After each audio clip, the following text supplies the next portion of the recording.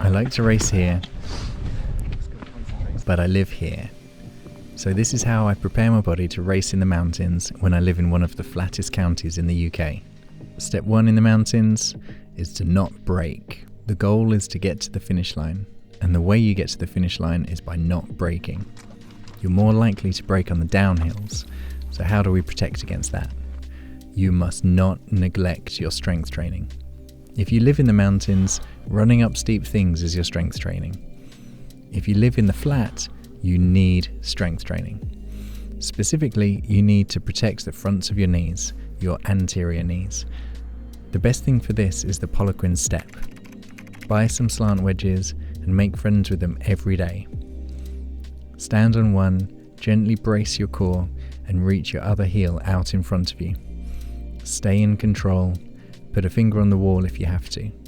Your goal is to gently kiss the floor and return. Do this barefoot to gain foot strength as well as knee strength.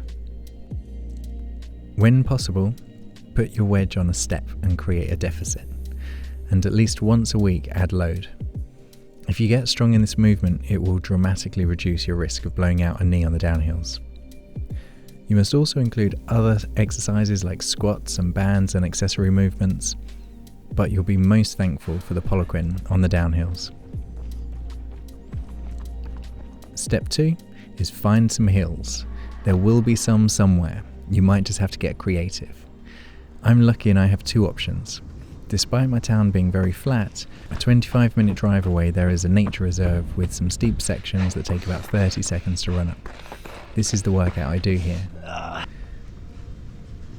But the steepest hill around is closer to home, and this is the side bank of a pedestrian bridge. I feel a complete donut running up it next to a busy road, but it's really effective. It only takes about 10 seconds to run up, so the idea is that I do an all-out sprint as hard as I can, and it becomes skill-specific strength training. The goal here is to target the fast twitch fibres, and once fast twitch fibres have fired, they need to rest before going again. With this style of workout, a common mistake is that people don't rest enough. You need at least 3 minutes of doing nothing, which feels weird as a runner. So you sprint up, sit there like a lemon, and then go again. You don't need many reps either, just about 5 rounds will be fine. The dose makes the medicine, and this is a potent medicine. You only need this once every 10 days or even 2 weeks. The third step in getting ready for the mountains is to get used to long slogs uphill. The problem with living somewhere flat is that any hills you find are going to be short. You can build some strength and resilience by using these, but you won't build the muscular endurance. And this is where tools like stair climbers and treadmills come in handy. I use these for my tempo workouts, and it is miserable.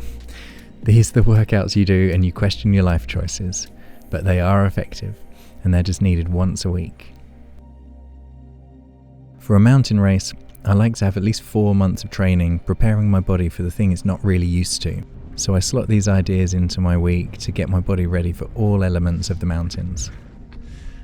Have fun out there and let me know how you get on.